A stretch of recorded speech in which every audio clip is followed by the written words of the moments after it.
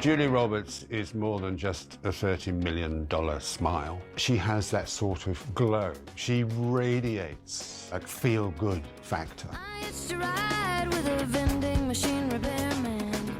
I can assure all of you this is the place I want to be more than anything. He was She's what I want from Hollywood stardom. Dazzle and excitement and that smile, like a special effect, just launches you into a film. Anytime I've tried to keep anything normal with a person that was normal, it's just been a disaster. high, everybody gets low. Julia Roberts is the highest paid actress in films on earth. She deserves every penny of it. You don't get it, do you? You don't get it. I am running things now! Her films all totaled $3 billion at the box office. She was highly paid, but she paid Hollywood back. I just feel happy to see it and to be part of it.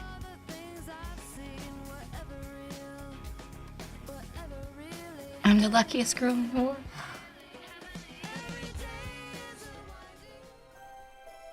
Julia Roberts was born in Smyrna, Georgia, and her parents were both actors, and the two of them instituted a highly successful writers and actors workshop in Atlanta. There were a lot of tensions within the marriage, and they split up when Julia was very young. So when she grew up, there was something of an absence in terms of a father figure. And in fact, he passed away from cancer when she was just 9 years old. And her mother didn't tell her for quite a while. It was kept hidden from her. And it's only sort of in the lead up to the funeral that she was finally revealed. And she said, you know, in later life, that it was a sort of a devastating effect. There was this kind of, you know, father figure who she adored had suddenly become an absence, and then suddenly he was gone. I think it had a kind of profound effect on sort of who she was, her ability to deal with fame, and to a certain extent, I think it had an effect on the kind of roles she took.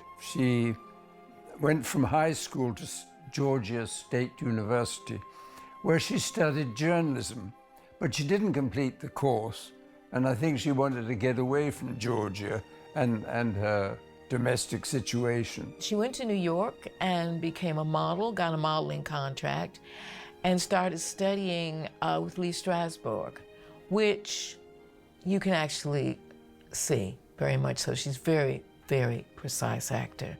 Eric Roberts, her older brother, had already taken acting classes with his parents, and he'd already got some success. He had gone on and got an agent and got roles in Hollywood.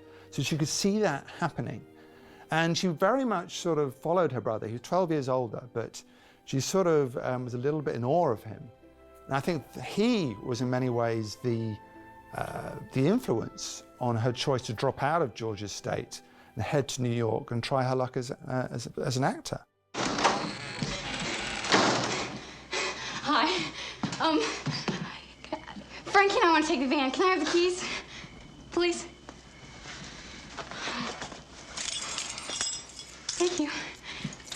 I think I'm in love all over again. Bye. Bye, Nikki.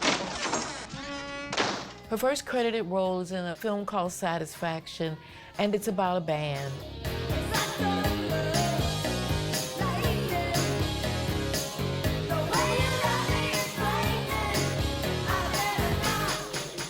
Julia Roberts went up for the audition, and they were absolutely enchanted by this kind of quite quirky, slightly awkward, but somehow dazzling young girl. She was very funny. She kept laughing, even in the audition. And they said, we want to find something for her. We think she's great. And in fact, they gave her the part of the bassist, Daryl. It was a very, very sort of lightweight summer film. I think probably the most impressive thing about it is her hair, which is just huge. It was clear that now Julia Roberts was going to be someone. R-E-S-P-E-C-T, find out what it means to me. R-E-S-P-E-C-T, take care of T-C-B. Suck it to me, suck it to me, suck it to me, suck it to me, suck it to me, suck it. Mystic Pizza was the film which really provided her real breakthrough. She plays one of three girls who are all working in a pizza parlor, and they all have different personalities. How the hell do I know where I'll be 10 years from now? I could be dead for all I know. Daisy, that's bad luck. Look, Joe, you've got Bill. Right. You've apparently got brains. All I've got is this and these. Oh, no. So to hell with both of you. No, I don't think so. Daisy? She plays Daisy, who is constantly on the lookout for love and invariably finding it all going wrong.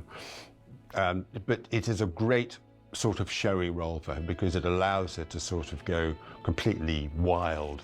She was clearly a great actress. She was clearly very funny. And she had this key quality where she was slightly naff. And I mean that in a very positive way. People going in related to her. She's already got a presence, even at this early stage on screen. You can't take your eyes off her.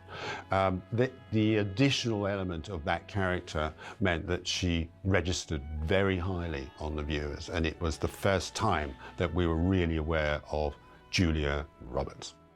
Mama! 3 more radios for you, Shelby. Not now, Tommy. Mama! This nail polish is running way too dark. Practically pink, my foot. Looks like a stuffed pig bled all over my hand. And I'm sure I have something that will do. Oh, no. It has to be delicate. Shelby, if I don't have something, I will send one of your brothers down to get some delicate pink nail polish. Hey, Mom, there's... Jonathan, just a minute. Great idea, Mama. I'd love to see what the boys would pick out.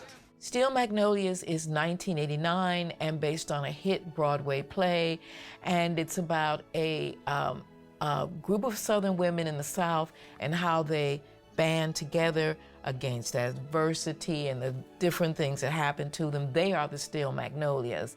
She joins an incredible ensemble of actresses, Sally Field, Dolly Parton, Shirley MacLaine, as Shelby, this rather beautiful Southern girl who is about to get married. Unfortunately, she is suffering from diabetes, and she is the kind of tragic center of this film.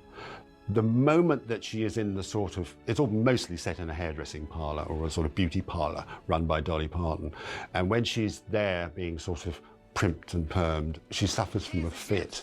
Shelby, you need some juice. You need some juice. Stop it, Mama. Drink the juice. Please drink the juice. No! Stop it, Mama! In my purse. No, you didn't bring your purse, sweetheart. You didn't bring your purse. No, you didn't. No, here you go. Here you go. Drink some of this. It's not any wonder with all this running around and wet nonsense. Julia Roberts won a Golden Globe and an Oscar nomination in 1989 for Best Supporting Actress. This underlined her emerging star power. Hey, Sugar, you looking for a date? No, I want to find Beverly Hills. Can you give me directions? Sure. For $5. It's ridiculous. Price just went up to 10. You can't charge me for directions. I can do anything I want to, baby. I ain't lost. Pretty Woman is one of those great sort of urban fairy tales. It's the Cinderella for the sort of metropolitan generation. At that time, filmgoers were a little bit worried about having a prostitute meeting a businessman. It was thought to be really a little bit on the edge. But in fact, the way it was played, especially by Julia, made it full of charm and vivacity. She's such an intelligent actor, Julia Roberts, that she knows instinctively that the audience is living through her wish fulfillment. So they throw away, in a way, her business, what she's really doing, how she makes her money, and she becomes this every woman. It is so skillful, and this is a massive, mega, monster hit. It was this idea of romance that seemed to appeal to everyone. But really, and Richard Gere said this in an interview, he said, I could have just been an empty suit. You know, that film is about Julia Roberts. The incredible moment that kind of defined her career. There's of course the scene where he's got the jewelry in the jewelry box. And he clips it shut like that in front of her, and she responds completely naturally. She wins the Golden Globe for Best Actress and is BAFTA and Oscar nominated in the same category. They really let you borrow this from the jewelry store? I'm a very good customer. If you were gonna buy this, how much would it cost? $250,000. $250,000.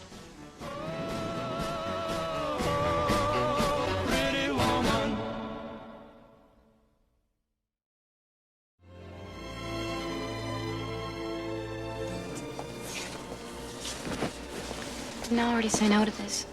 Look, I've already got Steckel and Hurley, two of the top GPAs in the school. All I need you to do is handle the injections and the IV. Forget it, Nelson. I have no interest in watching you kill yourself. I think you do. Flatliners is one of Julia Roberts' films that is quite often forgotten about. I must say, I really like this film. It's a kind of neo-Gothic horror movie, actually, about a bunch of students who are experimenting in life after death. The way Schumacher shoots the medical school is like a pop video, and that all kind of comes to life. And it's nice to see Julia Roberts in a very different atmosphere, you know, where she has to kind of stow away the smile and be concerned. Stop! David! Stop it, David! No! Stop it, David! David! Stop it! David! David! Let him go. It was highly successful at the box office. Why? Almost certainly because Julia Roberts was in it. That's a pretty dress. I wouldn't have thought of it. You're thinking the red? Black, actually. Well, it's backless. Could be chilly tonight. Sleeping with the Enemy was a thriller of a woman trapped in a very abusive marriage. It's Julia Roberts obviously starring. Patrick Bergin is her husband. And it's about how she tries to escape and start her life again. And will he track her down? Jesus, that's real. Are you okay? Yeah, I'm gonna be. She becomes the iconic symbol of battered women. She's almost a template now for that kind of performance. That's how good she was. I do not believe in fairies. Every time someone says, I do not believe in fairies, somewhere there's a fairy that falls down dead. I do not believe in fairies!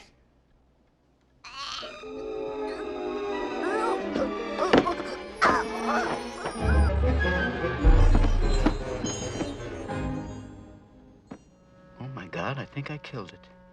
Hook is 1991, and it's about Peter Pan, played by Robin Williams, who tries to just cover his tracks, basically. He's going back to see why things didn't work out. Julia Roberts was America's sweetheart.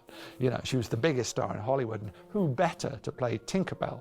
She wanted to do something different. And of course, she was really pleased to work for Spielberg. Apparently, she was desperately unhappy making this film. And I think not only because her personal life was in tatters, she had just backed out of a wedding to Kiefer Sutherland. She said she was suffering from exhaustion and sort of left the set for a while until Spielberg threatened to sue her. But also, mainly because she wasn't acting with the other actors. When you're playing a fairy, most of the time you're acting in isolation against a green screen and, you know, getting all the special effects stuff all around you. And all these things combined made it for a legendarily difficult shoot. You know that place between sleep and awake? That place where you still remember dreaming? That's where I'll always love you. Peter Pan. That's where I'll be waiting. After the challenges of filming Hook, Julia Roberts took a 2-year hiatus from acting. She returned in 1993 with the legal thriller The Pelican Brief. You want to talk about the brief? Everyone I've told about the brief is dead. I'll take my chances. You can't, under any circumstances, use my name, or reveal where or how you got the information, or publish anything until I've left the country, agreed? Unless I can convince you otherwise. Well, you can't. John Grisham wrote the role for Julia Roberts, and it's a typical Grisham about a young lawyer who suddenly discovers that all is not as it should be in the law firm. It's very Grisham, you know, it's a lot of kind of rather contrived plotting, a lot of rather confusing legalese, but a great deal of glamour and excitement that makes it work.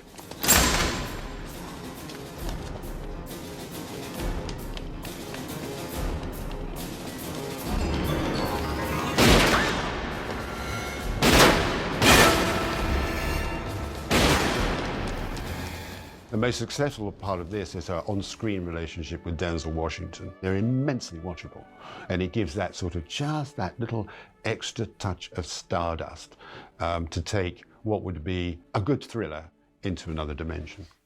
Her feet made no din, and she laid her hand on me, and this she did say, it will not be long, love. In Neil Jordan's Michael Collins, about the IRA freedom fighter, Julia Roberts plays Kitty Kiernan, who was Collins's girlfriend. Promise me something, Kitty. Anything.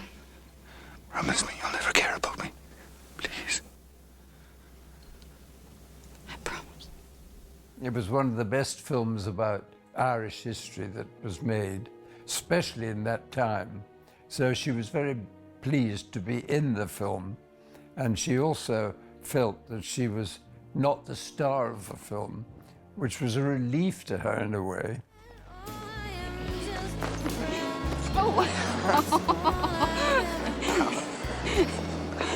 Can you believe I'm gonna do this? Not hardly.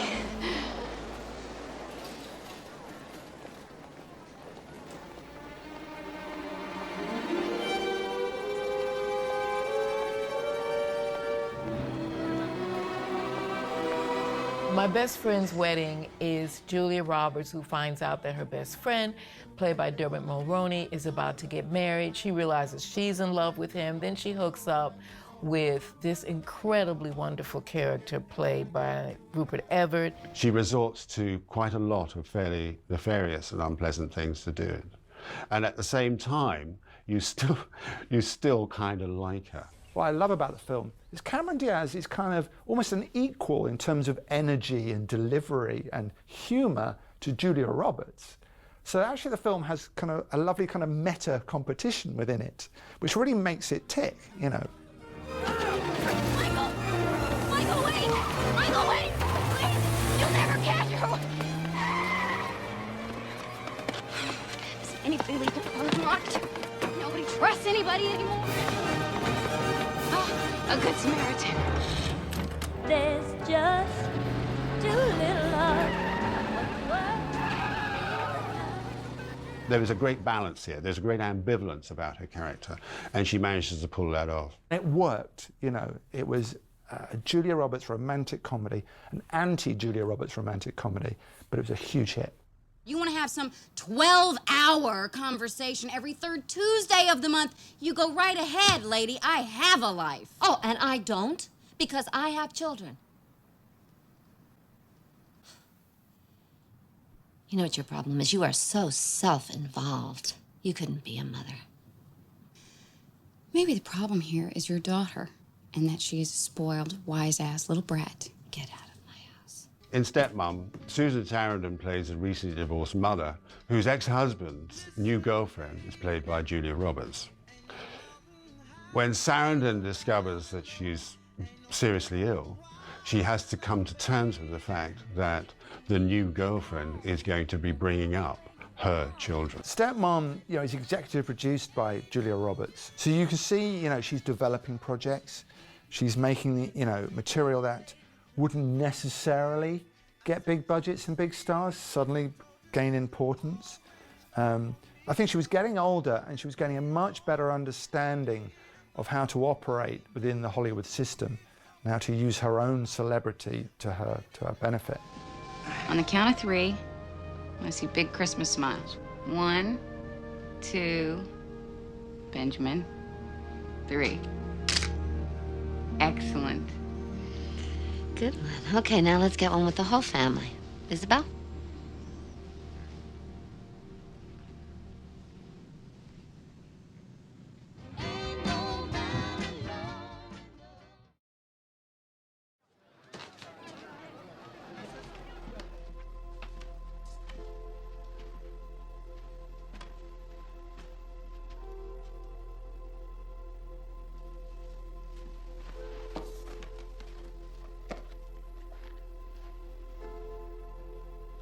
Can I help you at all? No, thanks. I'll just look around. Fine. Notting Hill was an enchanted idea, you know, an ordinary guy, you know, falling in love with a movie star. But I like the fact that she is quite inconstant in the film, you know. It's not a fairy tale, Notting Hill. And, you know, it's about the fact that her career and her life, you know, start to ruin his life, you know. It has a negative effect. Of course, there are delightful, delightful Richard Curtis moments. Yeah. Whoops, the daisies.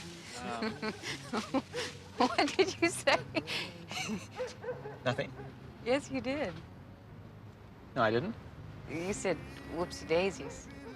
No one says whoops, the daisies, do they? I mean, unless There is no unless, because no one has said whoopsie daisies for what, 50 years, and even then it was just little girls with blonde ringlets. Exactly. Right. So here we go again.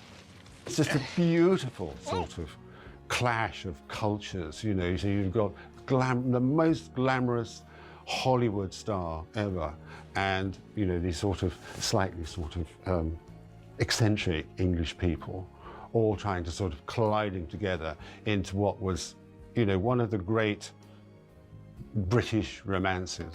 When it seemed like Julia Roberts' star couldn't possibly shine any brighter, she developed the role that would redefine her career and status as one of the most powerful actors in Hollywood. Erin Brockovich is the movie, in my opinion, which shows you what a great actor Julia Roberts is. She plays a woman in the film who is an ordinary girl who, in fact, is fighting a corporation which she thinks is poisoning the water of the town in which she lives. It was considered one of the best films of the year at the time, but when you look at it now, its themes are just as relevant. I found one document at the water board that was a toxic test well reading from 1967. Now, a hell of a lot more people have lived on that land since then. This is a whole different ballgame. And a much bigger deal. Kind of like David and what's his name? And the film, you know, as much as it's a legal thriller, really rests on this delightful relationship that develops between Albert Finney, this kind of exasperated yet kind of dazzled older kind of lawyer, and this law secretary who's just a, you know, a ball of fire. PG&E is demanding 90. In other words, everybody. Now, do you understand? This is serious. And what, Ed? I'm not serious? You're emotional. Look, you're erratic. You say any goddamn thing that comes into your head, you make this personal, and it isn't. Not personal? That is my work! My sweat, my time away from my kids. If that's not personal, I don't know what it...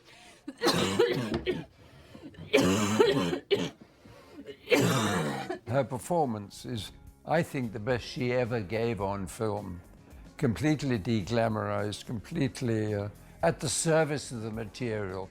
She won the BAFTA, the Golden Globe, and the Academy Award for Best Actress, a thing very few people have managed. If you get on that plane, you will never, ever see me again. You got me? Huh? We talked about this. I told you I wanted us to go to Las Vegas for me. Not you. Baby, No, me. Now you're overreacting, okay? Oh, no, don't do that. Don't you do that. Don't diminish my needs. Sweetheart. The Mexican is about a gun called the Mexican, and it's smuggled all around to different people, and Julia Roberts plays the girlfriend of Brad Pitt.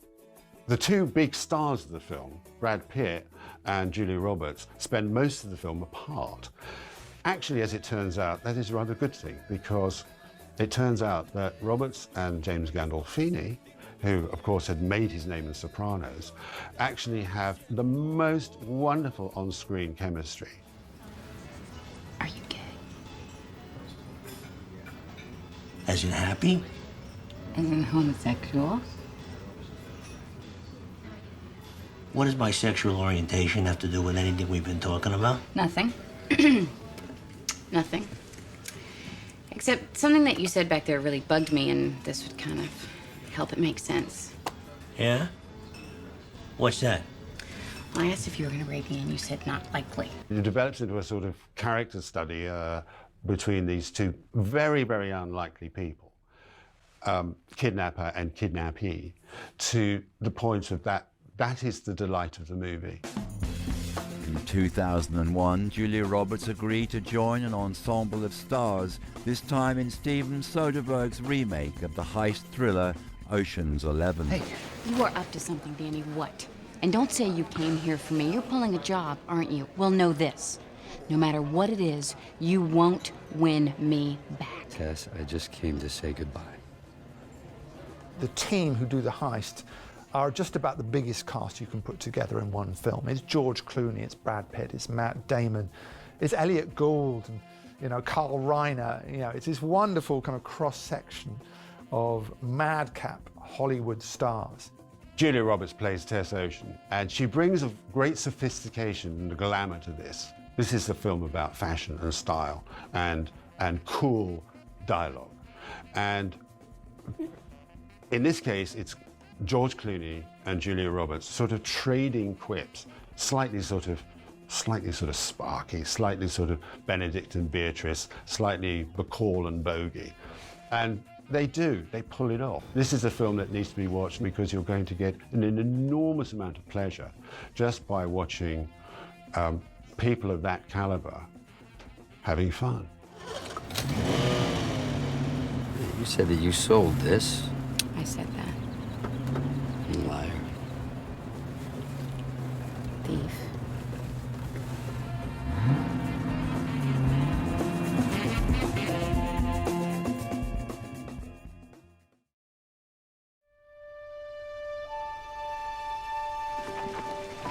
What is that?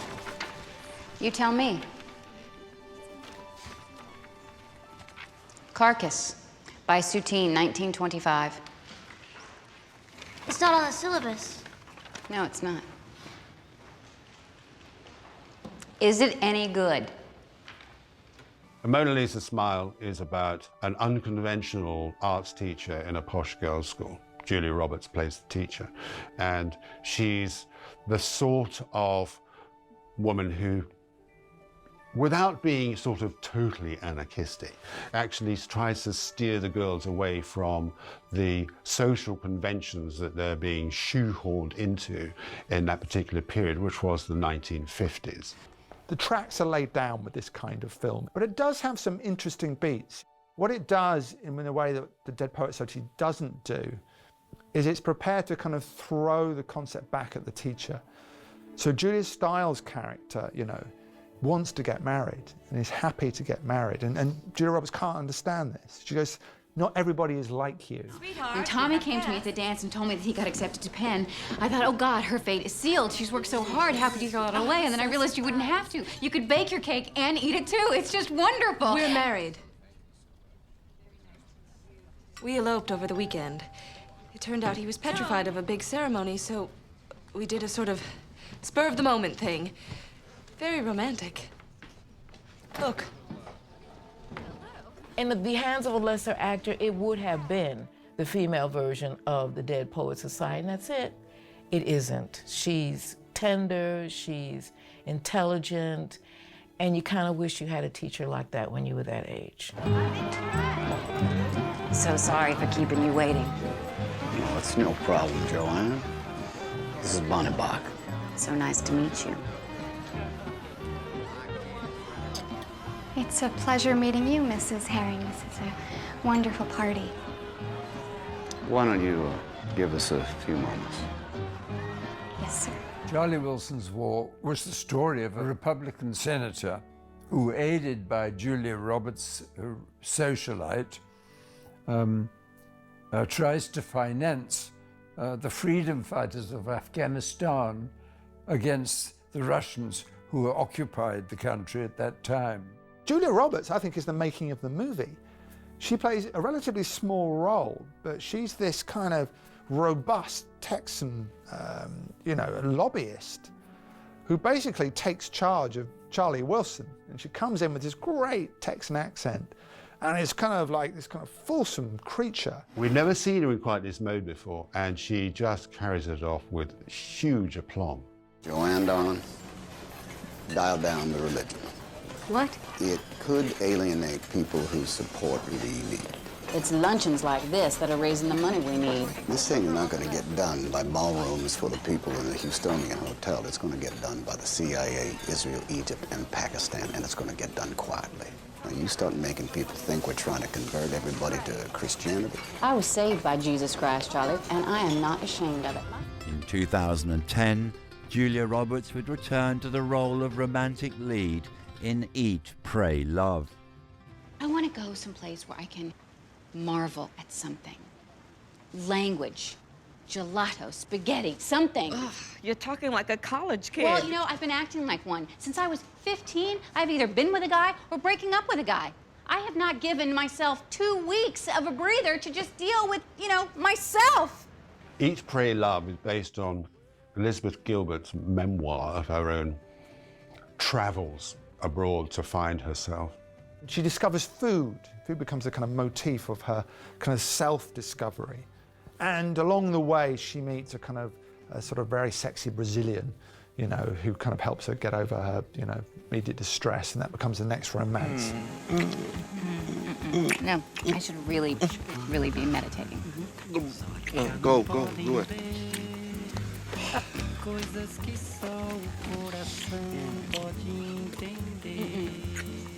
You know, I have not been to Sikatut in 2 weeks. Really? Yes.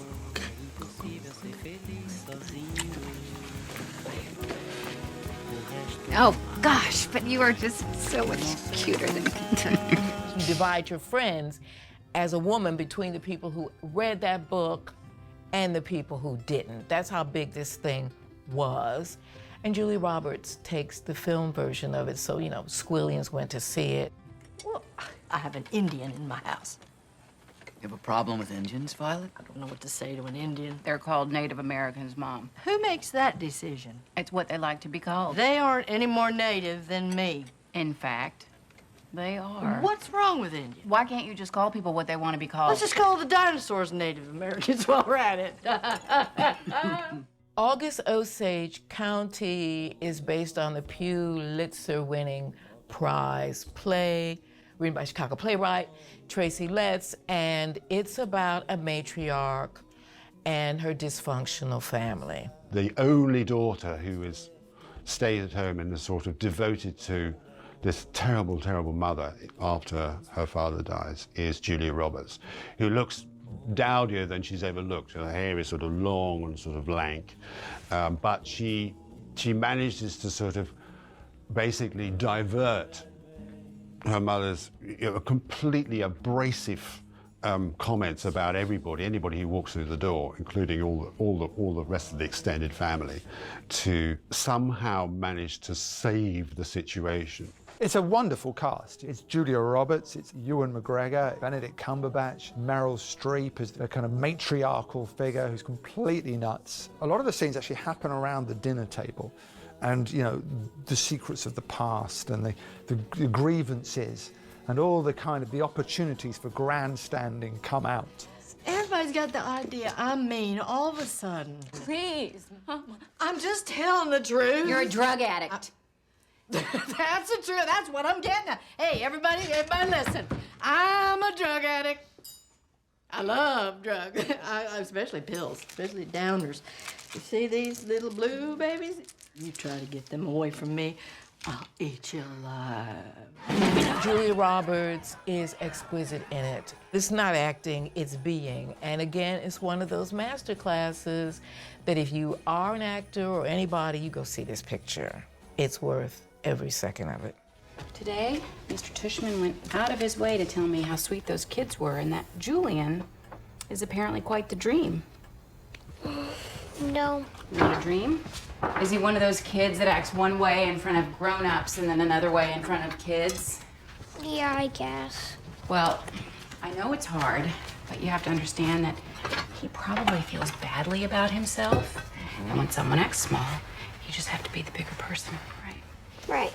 Wonder is a film about parents who have a fairly disfigured young child. And Julia Roberts plays the mother, Owen Wilson plays the father. And time comes after he's done some homeschooling for him to actually risk going to school. Look at me. We all have marks on our face. I have this wrinkle here from your first surgery, and I have these wrinkles here from your last surgery. This is the map that shows us where we're going. And this is the map that shows us where we've been.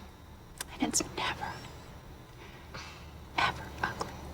I think there's kind of something very sweet about seeing Julia Roberts as the mother character. You know, we hadn't seen much of that at all. It's a great performance. It's not schmaltzy, it's not sentimental. It's just the mother saying, you know, I gotta let my kid go. And he goes out there.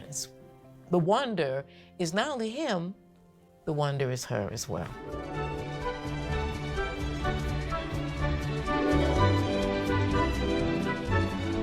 Julia Roberts was the biggest female star of the 90s, without a doubt. You know, she was a sensation. It's like a classical Hollywood career. Great romances, great dramas, great thrillers. She has that Oscar for Erin Brockovich, and that's still her finest moment. But there's so much else. When you spend the past 6 years raising babies, it's real hard to convince someone to give you a job that pays worth a damn. Are you getting every word of this down, honey, or am I talking too fast for you? She is obviously very savvy, at the same time that she hasn't ever lost her sense of purpose in the roles that she's played. I would rather have 30 minutes of wonderful than a lifetime of nothing special. Julia Roberts said of her 50 films or so, she could have made 100, but there weren't enough good scripts. She would not go into anything that didn't interest her. And she continues today to be one of the most famous women in the world. Believe in love again. She's a formidable actor. She's a subtle actor. She's an intelligent actor. Go see her films and sit back and watch what she does. She is quite special. Pretty woman, walking down the street, pretty woman.